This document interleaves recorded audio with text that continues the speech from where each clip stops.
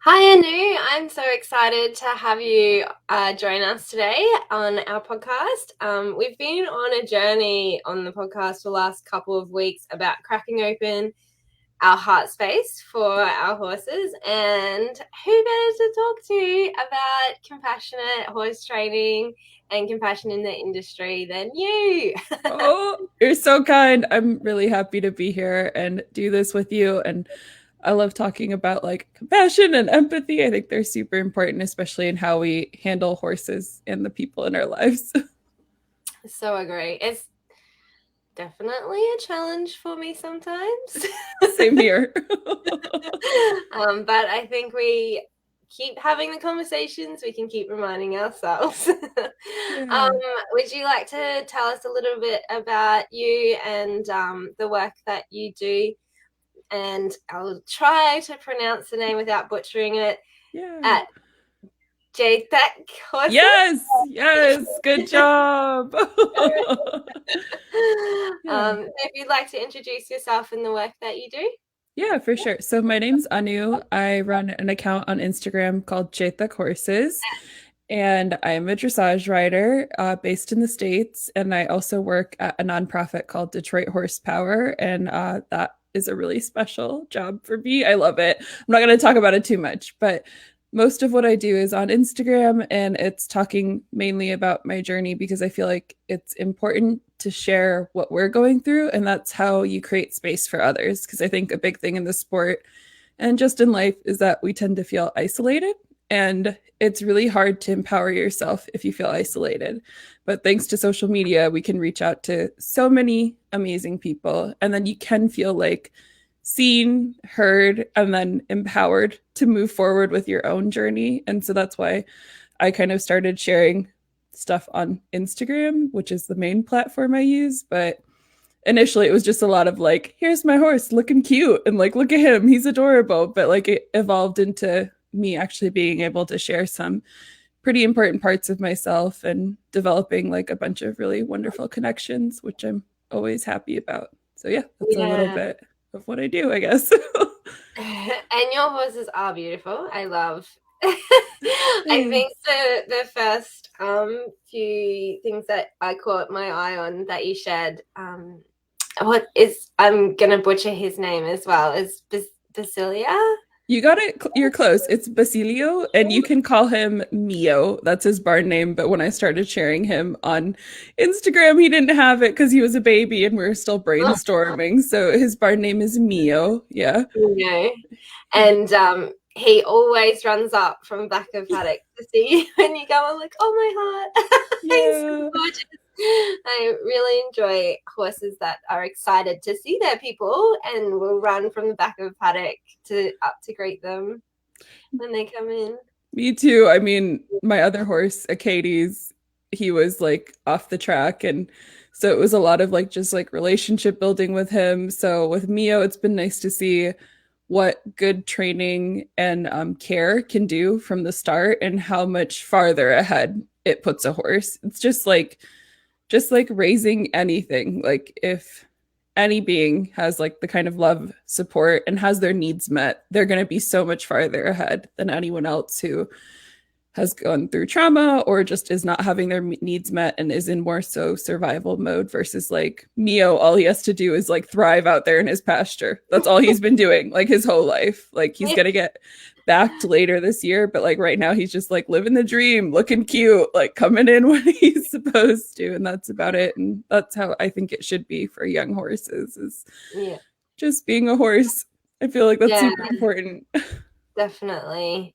It's such a difficult conversation, I think, to have because, like, the industry, obviously with the breeding and whatnot, thrive on the financial side of things, and so it is a quick turnaround and it's not always in the horse's best interest, and some of them do just cope, I guess. Yeah. But you can really see the difference between like the horses that have had that stability and that connection from a young horse through to maturity, as opposed to definitely you can see it with the horses that have been passed between people. Like they really struggle with building relationships and connections.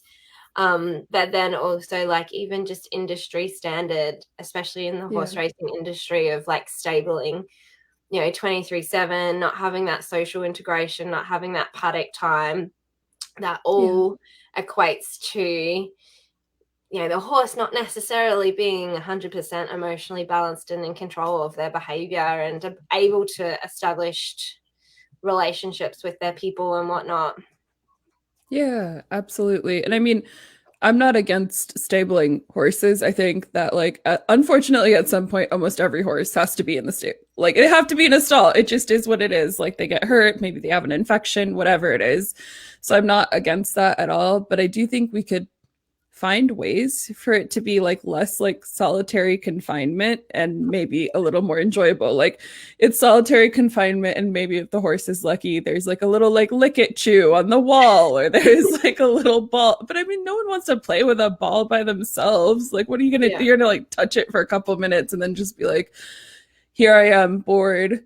And I guess I'll eat, and that's about it. So I think we can do a lot more within the industry, especially now that like science is coming into play. Like we're able to collect data, and horses aren't necessarily just like the means of how we build our world. Like now they're becoming more of like, I don't want to say like super domesticated like a cat or a dog, but like it's kind of, at least within like Western countries, going in that direction. And I'm not saying that there aren't working horses out there. There are plenty of them, but like the horses I see day to day are living pretty cushy lives. Like just, they're not out there working super hard or anything. So I think there is a way for us to be a little more ethically minded and also like science driven in how we choose to manage our horses. Yeah. Sarah's jumped on to say hi and said companions. Yes, I love that. Companions. Yeah. They my horses are definitely companion horses. One of the things that sometimes my students can find it hard to like justify their horses, I guess. Like, sometimes we're too busy for them, and like what's the appropriate amount of like work or interactions and whatnot should they be riding. um, and I kind of use like an analogy with them of, how much is your horse earning per ride? Like if you tally up your feed bill, your farrier bill, your vet bill, and whatnot, what's your horse's hourly rate? And my horse doesn't get ridden, so I like to think that he's just living his best life and being supported by his parents. No, I love that.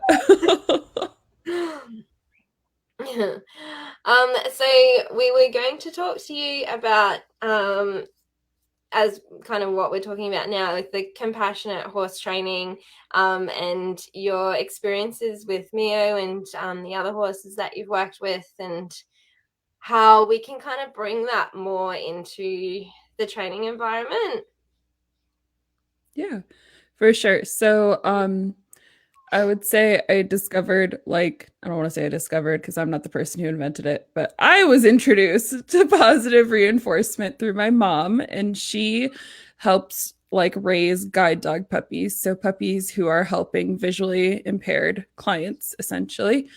And these dogs have to be independent thinkers. And she kept telling me, she's like, well, why don't we think about how we're going to apply this to horses? And in my brain, I was just like, Mom, come on. Like, I know what I'm doing. Yeah. And what happened was, I'm okay with like ethical use of pressure. And I even struggle with that word because, like, at what point does it become unethical? And for me, at least, it's when it becomes punitive. And especially like, super escalating way too quickly. Like, I don't think that's appropriate to use with horses, especially when we have so many other tools. So, what had happened was I had worked for a trainer for about a year to just kind of advance my education and get some good opportunities. I wanted to take Katie's down to an area where there was like a lot of action shows. I just wanted to like see what that environment was like. And the trainer I worked with, essentially, if the horses stepped out of line, she would start beating them. And it was nothing I ever want to see. I don't want to see, I don't want anyone else to see it or witness it. And I'm a really soft person. Like I'm a marshmallow. Like someone says the color purple and I'll cry. And it was just a really tough environment to be in. And all I could think is that like I can't I can't do that because that's not only going to break my horses, but it's going to break me. And I'm not going to be a good human. Like there's some lines I think we can't cross and I think we all know what they are. And for me, taking it out on an innocent animal is one of them. So I moved back home and my parents surprised me with Mio, who is he's 3 now, so it's been quite a bit of time. And I moved back home and I know it makes me sound super spoiled that my parents surprised me with him, but they've just always been the most supportive. And I know I'm super lucky to have that kind of support. So they surprised me with him. And if you've been around like a foal before, you know how energetic they are and how much joy they have. And they just have this like beautiful way of seeing the world. And all I could think was that I can't do what I've seen my whole life riding to him. So Yeah. then it kind of started me down this quest. I was like, okay, what is positive reinforcement and what does this look like and how can I apply it? And then how can I learn that and then apply it to what I think I'm already good at? Because I think part of the problem of getting into positive reinforcement, at least for me, was that I went into like a shame spiral because I was like, oh my God, I've damaged every horse I've ever touched. And like I think it's really hard because like once you see something, you can't unsee it. Like once you see horses are just coping and not thriving, you can't unsee that. There's no going back. So then it becomes a matter of like, am I going to dig in and move forward or is this not for me? And like Mio just really kept me going. Like I'd go to the bar and I'd try something, I'd fail at it, and I'd be like, okay, we're coming back again. Because every time using like more ethical versions of pressure and using primarily positive reinforcement, he would run up to the gate, like screaming, being so happy to see me, no matter what had happened the day before. Like we could have both been confused about the session, but he was just like, my human is here, get out of my way. I need to be with her like right now. And so that just kind of kept me going. And then I applied it to my older horse, Acades, who unfortunately had to like grow up with me. And he's probably a horse that I could have helped a lot more with the knowledge I have now. And unfortunately, that's just the case. And he's the absolute best. Like, couldn't ask for a kinder horse, has never told me no. And I was just like, he had retired from showing. We had made that decision. I was like, he doesn't enjoy it. I'm not enjoying doing it with him. So what's next? And of course, that also led into a little bit of a mental health spiral because I was just like, man, like I failed this horse who's amazing. And um, finding better methods of communicating with him really helped. And now he's not quite as enthusiastic as Mio, but he'll put his head up when I come into the driveway. And then he'll also kind of like meander over at his own pace. So I'm just like, for him, that feels like a win because this is a horse that would run away from me and be like, sorry, mom, catch me if you can. So, yeah, so I feel like finding methods where we're really listening to our horses, because I don't want to discourage anyone away from using pressure. Like, if that's what works for you and you have found the timing and the methodology of it that works good for you, where you are not being punitive to your horses, I mean, more power to you. Like, that is amazing. I'm happy you found like a fantastic way to communicate with your horses, which is what I think we're all looking for at the end of the day. We all want, at least I want the vision of like riding the beach in the sunset, like, you know, with my horse, just feeling good. So that's kind of, I guess, the long winding story about finding my way to compassionate, fortunate methods. Oh, yeah, definitely. I feel that. I Yeah. grew up, I think like the industry itself has been very pressure based to the point of taking our frustrations out on the horse for a very long time. And I definitely grew up in that. And my horse, like, same situation where I look back at what I used to do with him and just cringe. Like, it's just I feel really bad that that's how I rode, but you don't know any better. Like, that's how you get taught to ride. And it's not until I had that same moment of, I don't know if I can keep doing this, I'm just going to get out of horses altogether. But then, that doesn't help anything or anyone. Like, the industry is still going to follow that trend unless you like start changing the ways that you handle it, and then can kind of try and lead by example if that's possible. Yeah, absolutely. I mean, I think that's probably the hardest part of it, is that there are a lot of people who are choosing more compassionate methods, but I don't think it's as much as, like, for me, it needs to be everyone. Like, whether it's like a pressure and release situation or it's using strictly positive reinforcement or a combination of both, it's still not to the point where I feel like I'm not going to get a weird look when I have my treat pouch, like, just hanging out. People are always like, what is this? And I'm just like, listen, this is going to change your life. Okay. Yeah. Potentially change your like life outside of horses as well. So Yeah. yeah, no, I think it's tough, especially because that requires, I know like people don't like to think of themselves as courageous necessarily, because we always think like courage is reserved for heroes or people in power. But like the most courageous thing we do every day is show up, and show up in a way that we want to see the world reflected like around us. So like you deciding to show up every day and like use compassionate methods and like create this like, community and like, work with your clients. I mean, that in itself is like the kind of ripple effect that like if we could all find a way to harness, I think that you'd be looking at a completely different industry. And I have faith it'll get there. Like, I don't know if it's going to happen in my lifetime, but like maybe like one day when I have kids, it'll happen in their lifetime. Like, I'm hopeful for it. And I think that part, the hoping part, takes so much courage. And it's so hard to hope for those things because like most often than not, you're going to end up being heartbroken. And then eventually, like, there's going to be one ray of sunshine where you'll feel like this is making a huge difference. And I'm so happy I stuck with it. And then you're just going to be like feeling on top of the world. But a lot of it is definitely the sense of hope that you're just trying to like protect and maintain in a world that is rapidly erupting in directions that you don't want it to. Yeah, definitely. Like, just trying to get through our day to day, and then there's like the rest of the world happening, and you're like, oh. Yeah. Yeah, it can be a lot, and it's hard to like tunnel down into that vision. Like, I always have to tell myself like the work I'm doing as a human, whether or not someone witnesses it, is important. Like, it doesn't like having people there to witness your work is always amazing, because who doesn't love to be praised, right? And who doesn't love to feel like what they're doing is good and valuable? But you also have to know that the work that you do when you're at home, treating your family members kindly, treating your coworkers kindly, showing up, treating people appropriately, is just as important as when you put your hands on a horse, if not more so. Yeah, definitely. So yeah, definitely the lessons that my horses teach me change the way that I interact with people. Hopefully, I think for the better most of the time.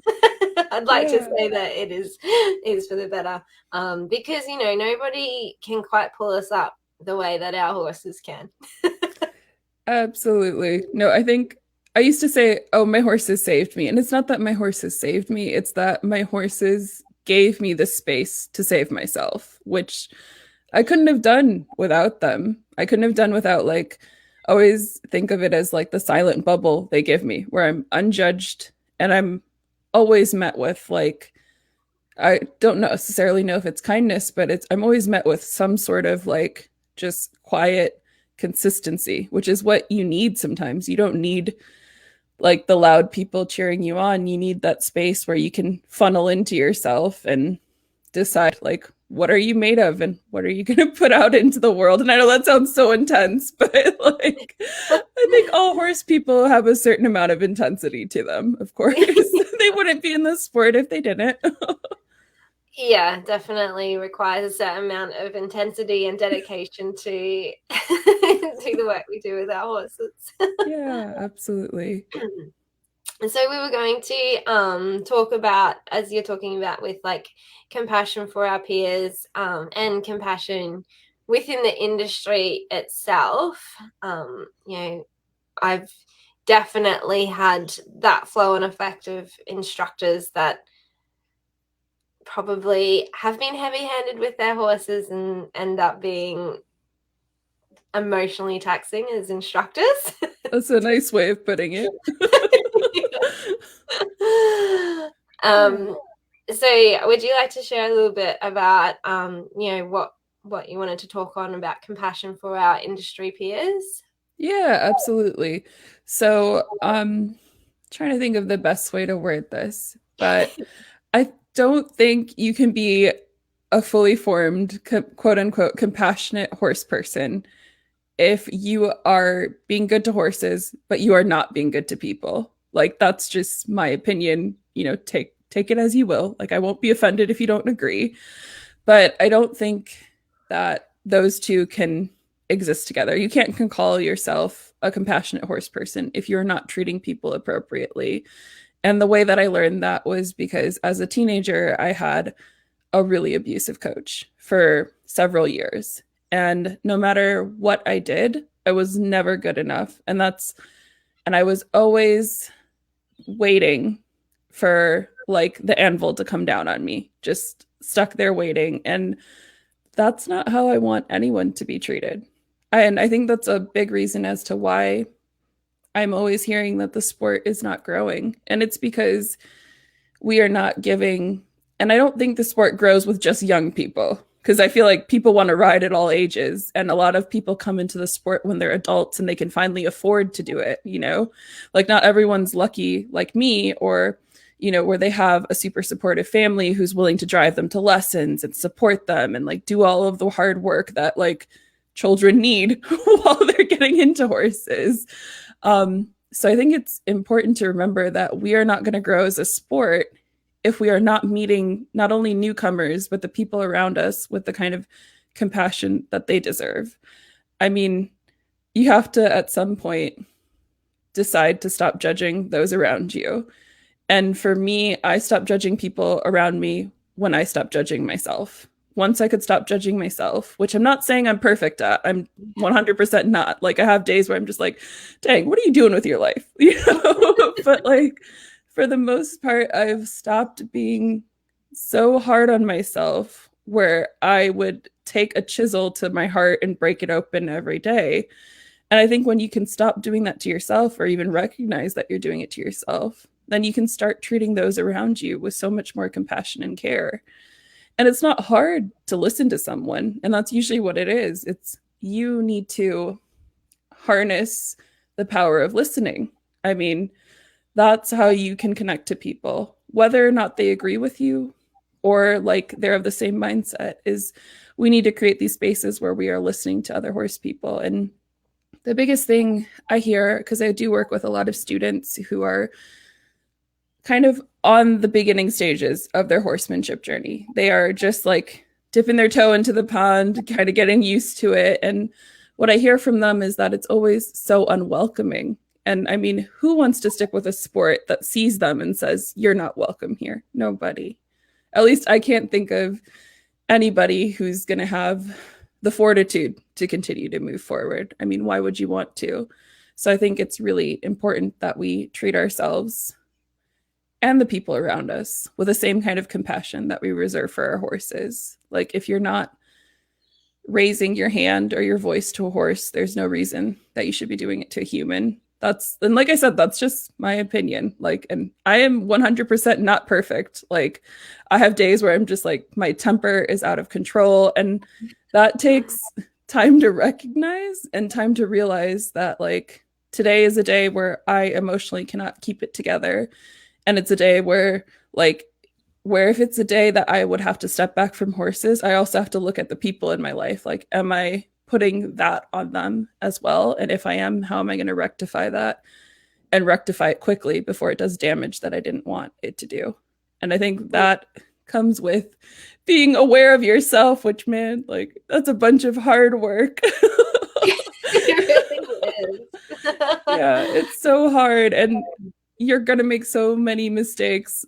And I make mistakes all the time, like every day. And it's just a constant process of reassessing where we're at, how we want to move forward, and what kind of impact we're leaving behind us. Because whatever you're choosing to do is going to leave a ripple effect. It might not be huge, but it's going to be there. Like you're mean to like your brother or like, you know, your mom or your dad. Like, I mean, that relationship's going to be taxed for a little bit at least, right? Yeah. And you want to make sure that we're treating people around us with the same kind of compassion that we would want to be treated with. So, Yeah. yeah. Yeah, definitely. So this question might put you on the spot a little bit, but I'm going to ask it anyway. Yeah. When you're talking about the work being hard, how did you for that like self-awareness to like catch yourself in the moment?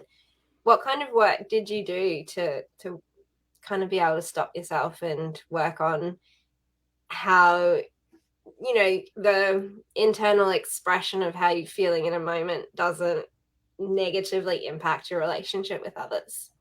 Oh man. I mean, I feel like I'm still working on that. Like I am by no means like there are some days where so number one, I think what people need to know about me is that I was a terrible teenager. Like I know all teenagers are terrible. Like it's just a thing. Like when you're a teenager, you're terrible. You're hard to be around.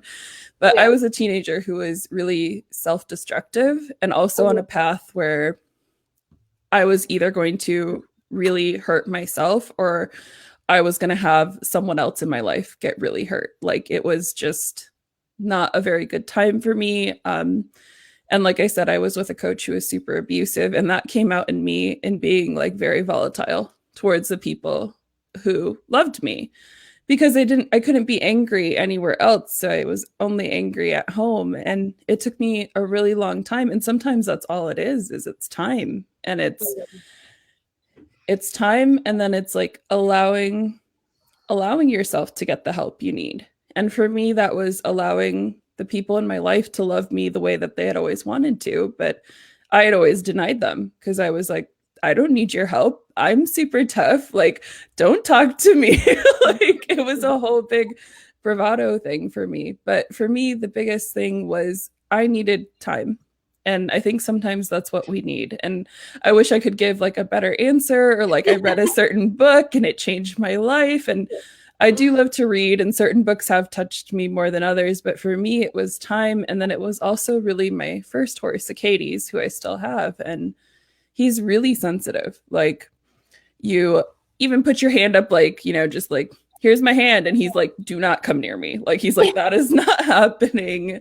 We are not doing that dance today. And I always say that, like, when I met him, I looked at him and I was like, you're not really that much to like be excited about. And he looked at me and was like, neither are you. And all I could think, and I was 19 at the time, and all I could think was that I just want to be worthy of this horse. And he created a space for me to figure out not only how I was going to treat him, but how I was going to treat the people in my life. And he demands kindness. He doesn't, even though I was using more traditional methods and pressure and release, like I rarely use the whip on him, nothing like that. And he demanded kindness out of me. He was like, I will not settle for anything less. And I think that's what horses give us, right? Like they show us the parts of ourselves that are wanting. And I wasn't a kind person. I was really mean and angry and just, yeah. Every time I tell someone I'm like, I was a terrible teenager, they're like, no, you weren't. And I was like, oh yeah, like, it was bad. So thanks to him, I got to have all this quiet time and space with myself, and training him because he was like 2 months off the track when I got him and I wanted him to be my dressage partner. Training him really made me face up to a lot of the faults that I had, and maybe not necessarily faults, but like the areas of growth that really needed improvement. And one of them was that I was not kind to people and I did not want to listen. And that is what he demanded of me every day. And I think it took like, I got him when I was 19, and like it just took time. I think when I was in my mid 20s, I finally started to turn a corner. I know not everyone has this kind of time on their hands, but like sometimes it is just that you need time to sort out what's inside of you. And you can do that through a multitude of ways. Like, I'm lucky I have a supportive family, whether that means seeking out, like, mental health help or doing reading, which I love to read. But like I said, no book has ever been like, here's the perfect answer to all your problems. I wish Yeah. that was the case because I'm sure it would be a bestseller. But for me, it was just a lot of time and so much support from those around me who wanted to love me, but I just wasn't able to let them. Once I was able to kind of finally talk about the abuse that had occurred to me, it like finally opened up this fissure in my heart and I was able to allow people in again. But that was all facilitated by my horse. Like, had I not had him, I'm sure it would have happened eventually, but it wouldn't have happened quite as quickly. And for me, it was a long process. So maybe I would have been like into my 50s figuring it out at that point. But yeah, but for me, it was mainly just time. And I know that's such a like, not necessarily the most uplifting or inspiring answer, but that's what it was for me. Yeah. Those lessons can be hard to learn because of the self-reflection that has to happen. It takes time to accept that part of yourself that, I guess, like, you don't like, and to be able to kind of like even just look at it is hard. And I think that that's like a big place that the time takes.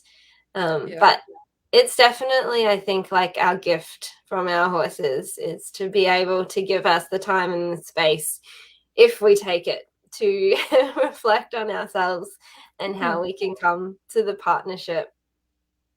Yeah, absolutely. And like you said, we have to take it, like, and you have to be courageous enough to look at it every day and see that part of yourself that you don't like and understand that it's a part of who you are that needs to be treated with the same kind of kindness and care that you would treat the parts of yourself that you really do like. So like the parts of myself that were unkind, I didn't punish them, but I did definitely say like, I see you and I don't know what to do with you just yet, but I'll figure it out. And eventually I did, but it just takes like some level of self compassion. And I think that's where it starts with everything. You can't claim to be ethical and compassionate if you're not being kind to yourself and if you're not being kind to those around you. Yeah. Yeah, that kindness to yourself and the self-talk and being able to work through those like hard feels is such a big journey. There's definitely, like, when you're working with horses, sometimes you need to improve your skill set. Sometimes it's the horse needs to know something that they don't already know. But most of the time when you're stuck with a horse, it's like it's you. Yeah. And I think, like, however long we get stuck on that place in ourselves is like however long we get stuck in that part of our journey with our horses, because we can't move through that block until like we understand how we're creating it. And Yeah. it's hard to I think that's a hard one to kind of understand, especially when you have big hopes and dreams with your horses and you just want to be like shooting for the stars and aiming for the Olympics. And your horse is like, no, girl, you need to sort all of this out before we continue on this path. Especially Yeah. like, when you get into that one-on-one relationship with the horse, like the level of cooperation.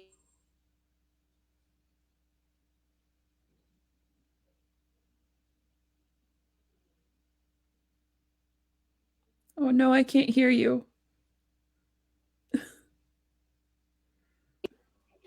You're back. Yay. My computer likes to mute me when I'm talking too much. Oh. So I think, like, you're only going to break through those training blocks through force or connection, and that force kind of drives the wedge in deeper with the distance that like lack of connection creates.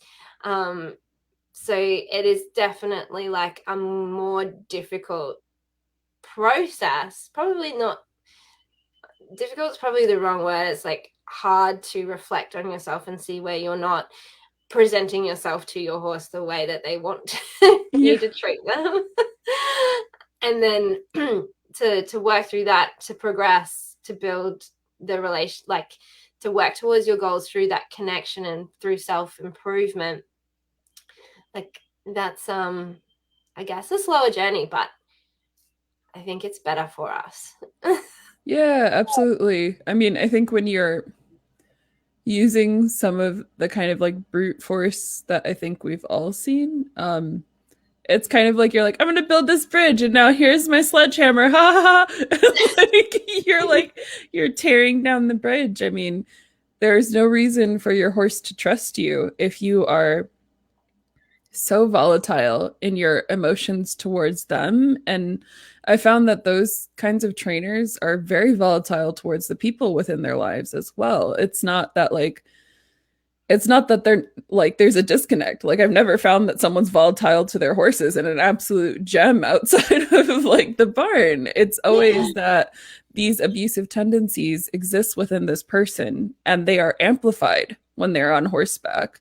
And there are people when they're on the ground, like, I'm not going to turn my back on you because I know how explosive you are with your temper. And that to me is just within like this day and age. And if most horse people are living a privileged life, I feel like there's no excuse for that because there's so much access to information. I mean, whether you're talking horses or you're talking about how you are going to become a better human, I mean, there is so much access to information that is free, like your podcast, most podcast, YouTube, Instagram. Like, there's, in my opinion, and it might be a little harsh, is that there is no excuse, like, and that's one thing that I told myself after dealing with the trainer I had in my teens and again working for this other trainer in like my mid 20s. I told myself, I said, the shame and violence is stopping here and it's not moving forward because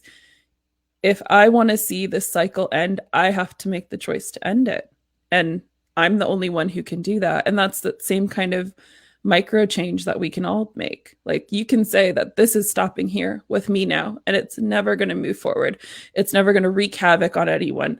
And that I'm not going to be responsible for that kind of pain, that I'm letting it go. And it's hard to let it go because you're angry, right? Like you're mad and you want to like it's hard to let that stuff go. Like, and I think that takes a lot of self-awareness, but it also takes like a certain measure of like being courageous enough to know that like your mental health and mental space is worth letting stuff go, putting up boundaries and protecting yourself. I mean, it's hard because you just want to like my instinct is to just be like, I just want you to know that you're the worst. Like,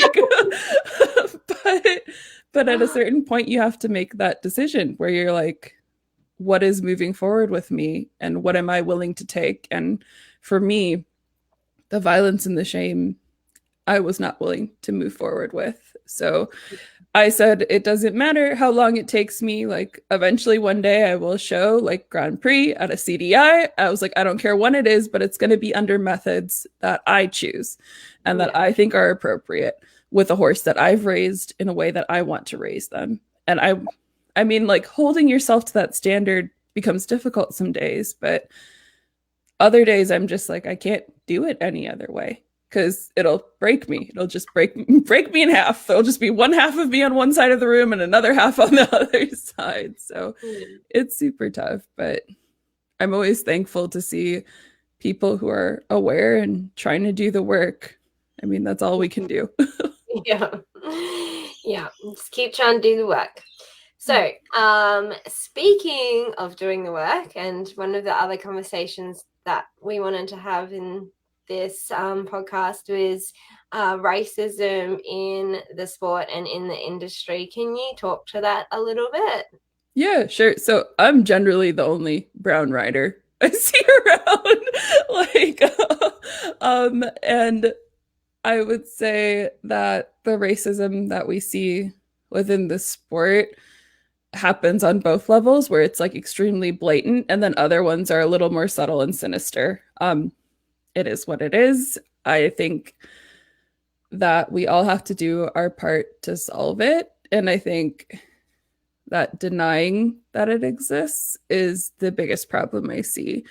I see a lot of posts that are like, horses aren't supposed to be political. And, like, I don't want to talk about this. And I'm like, that's fair. Like, use your platform how you want to use it. But I'm just like, racism isn't political. Like, it is wrong. And you should try to be anti-racist.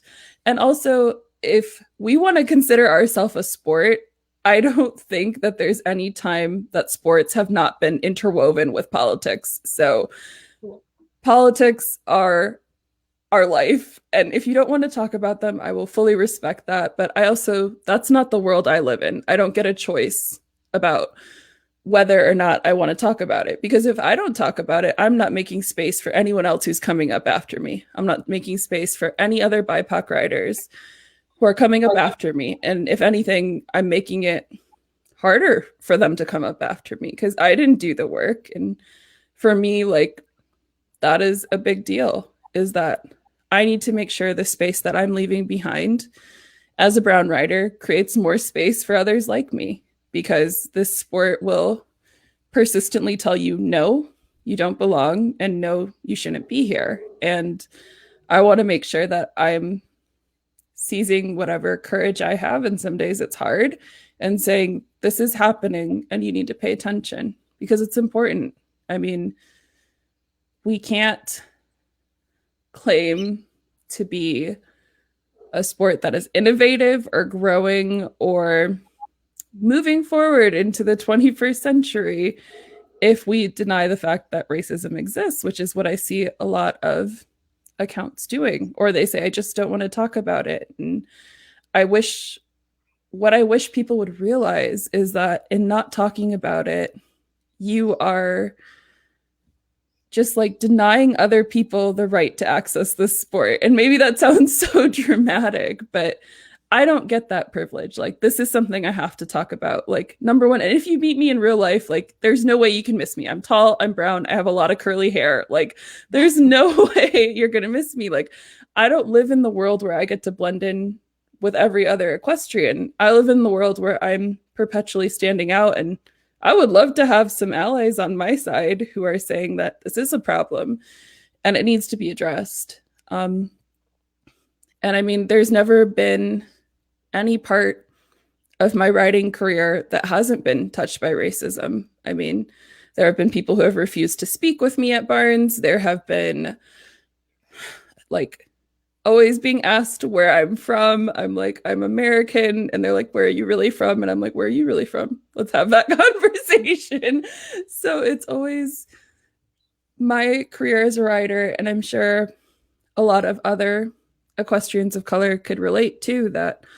I don't have a chance to not live in this world. And I would appreciate some solidarity. I mean, I'm not depending upon solidarity because, like, at the end of the day, I got to pick myself up and do what I need to do to make sure there's space for all of us. But it can be as simple as sharing something on your stories that resonated with you that you think could be helpful to other people. Like, when I see people doing that, I'm just like, bravo, like, all the kudos. This is amazing. But I think I really wish that people within the industry would realize that it is an issue and it needs to be addressed. And it's not just something that falls on brown, Black, Indigenous, and other riders of color. It's something that falls on all of us. And you can't expect me to do all the heavy lifting. Like, I'm not the solution. Like, the solution is all of us pursuing anti-racist work in our everyday life. And I think that that needs to start now. It needs to have started yesterday, but I would appreciate it if you started it now as well. Yeah, it's definitely something that I didn't have an awareness of until I started following accounts on Instagram, and then did have a look around and was like, oh, I see what you're saying. Like, we need to and I think one of the other girls ladies that you interviewed, I can't actually remember who she was talking, but how people like within the sport that are like me and have this kind of position can be actively like reaching out and creating these experiences for people of color to show that there is place and space for them in the industry. Yeah.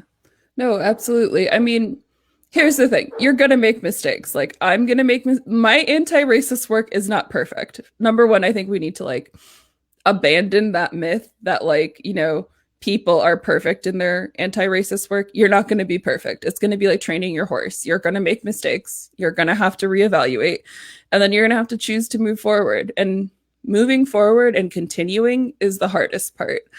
Because after you make a mistake, I mean, who wants to continue doing that? That's the worst feeling in the world. Like, Yeah. you don't want to have to, like, it's this new skill you're learning and you made a mistake and now, like, you have to, like, do it again. Like, no, thank you. I don't want to do that. So I understand that sentiment a lot. But I think it's important to know that you are going to make mistakes. But I hope you know that if you do try to implement being, and you should, being anti-racist, and you do put yourself out there on social media, that there are going to be people like me or other equestrians of color who are going to see it and they're going to appreciate it. And I'm not saying that's going to like absolve you of like, it's not just like a one and done. Like you're going to have to continue moving forward. And, at some point, someone might call you out and say, I don't know if this was appropriate. Like, would you think about potentially this perspective? And when those moments rise up, number one, it's hard because I think we all feel a sense of shame, right? That we should have gotten it right.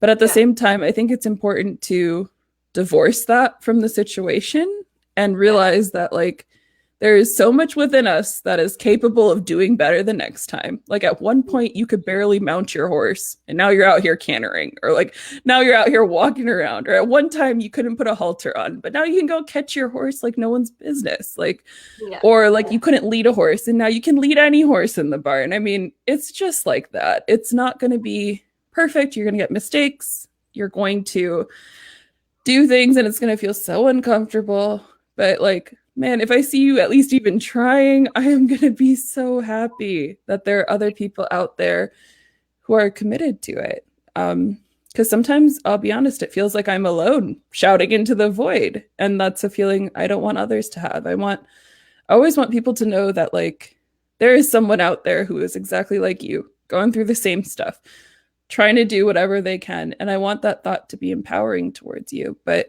I can't, like, I'm one person. I can only empower my limited scope and my limited field. And of course, I'm doing what I can to expand that, but I would greatly appreciate others who are trying to do the same. Yeah, definitely. And just like, the only way that I can understand and learn that experience is when the conversation's had and the stories are shared. Because I don't have to live with racism in my life. Like, I don't have to feel the fear of, what kind of slander is going to come my way, what experience I'm going to have for the day. Like, I don't think I've ever had to live with anything remotely close to that in my life. So the only way that I can understand how to better support people that have that experience is by sharing the experiences in having the conversations and being able to see those points of view and understanding, like, just because I'm not the one creating that situation doesn't mean it's not happening. Yeah. And that from the limited information that I have, I feel like that is white privilege, is like being able to live without having to have that experience and understand that perspective. Yeah, absolutely. I mean, even you acknowledging the fact that privilege is at play is a huge deal because I think that's where a lot of people get stuck because they think privilege means they don't have problems. And that's not what it is. It just means that you don't have to face some obstacles that maybe I would have to face or someone else would. And I mean, I consider myself very privileged. Like we were talking about before we started recording, like I have 2 horses, I have like a stable job and a wonderful family. Like those things make me privileged. And because I am privileged, I feel like it is my job to get up every day and make sure that I'm making space for those who are not as privileged as I am.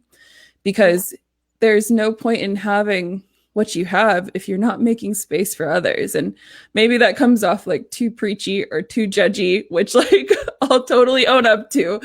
But I just think this life is for more than just satisfying what you are and what your journey is. I think it's important to make sure that we're uplifting others along the way because things don't get better until you do. Like you can be all about you, me, and that's totally fine. I'm not going to judge you, but maybe I'll judge you a little bit. But but I think if you have privilege, you need to know what to do with it, and that means creating opportunities for others who are not going to have them. And that's really important to me.